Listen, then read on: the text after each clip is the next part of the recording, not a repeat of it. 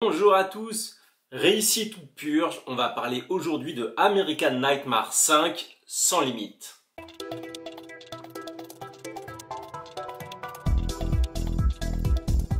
Alors c'est une réaction du Mexicain Everardo Gut qui a déjà réalisé quelques épisodes de séries connues comme Snowpiercer et Luke Cage. Alors ce film c'est le 5e de la saga créée par Blue Mouse Productions. Il se situe juste après American Nightmare 3, les élections. À savoir que le scénario a été quand même écrit par James de Monaco, qui est à l'origine de tous les autres de la saga. Alors dans American Nightmare 5 sans limite, on va se retrouver dans une Amérique où la purge est revenue. Les pères fondateurs ont repris le pouvoir, mais seulement voilà. Le lendemain de la purge annuelle, un groupe de personnes va continuer à faire des violences. Ils vont attaquer la famille Tucker qui possède un ranch et ces derniers vont être sauvés par leurs employés. Malgré leurs différences, ils vont devoir s'unir pour riposter alors que l'Amérique est en train de sombrer dans le chaos. Alors la saga American Nightmare, c'est une saga que j'apprécie en général, même si c'est vrai que le 3e volet, c'était pas trop ça à mon goût. J'attendais sur la pointe des pieds celui-là, et je dois dire que je suis plutôt satisfait au final, je trouvais que c'était un assez bon film. Parce qu'on va pas se mentir, je m'attendais vraiment, mais vraiment à pire, parce que voilà, on se dit le 5e volume, est-ce qu'on commence pas un peu à tirer trop sur la corde, surtout que le 4e c'était un préquel que personnellement j'avais plutôt apprécié. Et donc voilà, on se dit on revient avec un 5 qui se déroule juste après le 3, est-ce que c'est pas voilà le wagon qui se rattache en trop? Et pourtant, si on suit bien la petite introduction du début, même si c'est vrai que la mise en contexte est assez courte, ça passe bien. Alors pour se démarquer des 4 autres, cette fois, c'est le concept de la purge qui va changer. Donc on aura toujours une purge en début de film, seulement cette fois-ci elle durera 5-10 minutes, voilà, c'est vraiment assez rapide, on verra 1 ou 2 morts, c'est vraiment très succinct. Et la grosse différence c'est que cette fois, même après que les sirènes aient retenti pour dire voilà la purge est finie, et non, il y a des gens qui vont vouloir la continuer, vont vouloir déverser leur flot de violence en continu. Alors on pourrait se dire, ouais, voilà, certes, c'est vrai, la purge, les mecs qui continuent à tuer même après, au final on reste sur du meurtre, c'est à peu près la même construction.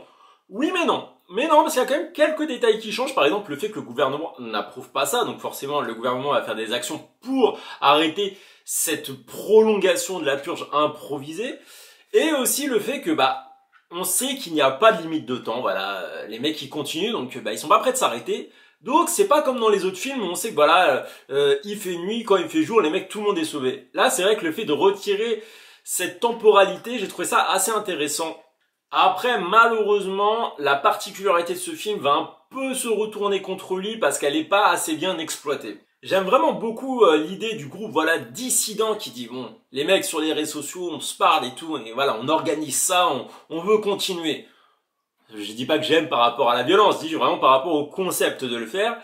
Mais on va pas assez loin parce que finalement on sait pas vraiment leur profil, on devine leur profil, mais je veux dire plutôt comment ils sont organisés, d'où est venue l'idée, est-ce qu'il y a vraiment un gros leader. Il y a plein de questions qui restent en suspens, qui ne sont pas répondues, quel est vraiment leur projet après, est-ce qu'ils veulent faire tomber le gouvernement, juste mettre le chaos. Il y a plein de questions qui s'enchaînent et je trouve qu'en fait le scénario, l'idée de base est bien, mais ils ont pas non plus voulu trop se prendre la tête et ça se ressent, ce qui fait qu'on peut pas avoir la puissance que le film, je pense, aurait pu dégager. Et bon, après, on va pas se mentir, les connotations politiques sont peu subtiles. Moi, voilà, j'aime bien quand ça traite de ça, mais comme je vous ai déjà dit dans d'autres vidéos, j'aime quand c'est un minimum subtil quand même. On est sur de la politique, on n'est pas sur des blagues de bas niveau. Là, ça s'apparente à ça. Par exemple, la référence anti-Trump est vraiment notable. Qu'on soit d'accord ou non, c'est quand même assez grossier la manière dont c'est mis. Ils combattent le slogan Make America Great Again, voilà, donc en montrant la connotation tout raciste que pourrait avoir ce slogan. Alors de base, je pense pas que c'était écrit dans cette ligne-là, ce slogan. Bon, après, je suis pas non plus un spécialiste de la politique américaine, mais quand j'entends ça, moi, je pense pas forcément à White America. Et voilà, il y a aussi le fait que, petit spoil, les personnes veulent fuir l'Amérique parce que justement il y a cette purge perpétuelle qui s'installe et donc veulent aller dans un autre pays, voilà par exemple au Mexique, au Canada, et alors que c'était justement des gens qui étaient contre l'immigration, en disant ouais on doit pas se mélanger, on doit pas aller dans d'autres pays, etc. Voilà, c'est c'est l'arroseur arrosé, voilà, c'est un peu ça.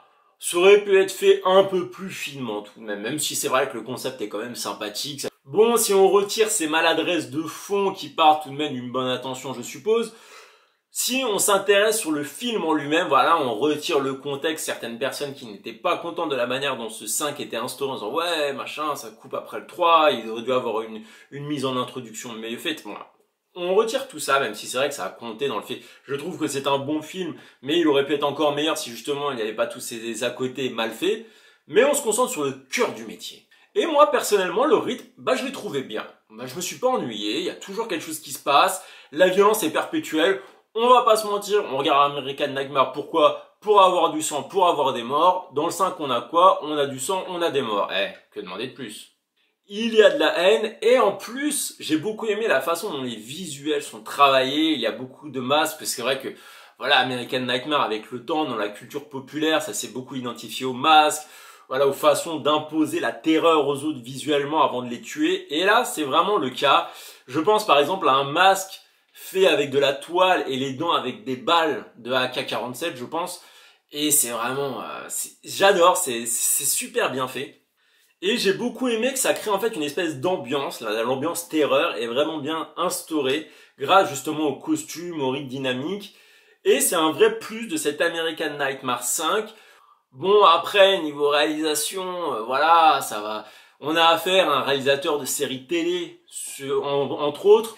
Donc, il est peut-être pas toujours très fin, et comme je vous ai dit, ça se voit à travers les thèmes de fond, la manière dont ils sont abordés de manière bourrine, mais la manière dont est mise en scène certaines scènes, ça se ressent aussi, parce que voilà, c'est un manque de finesse avec les musiques qui vont mettre beaucoup trop en évidence ce qui va se passer.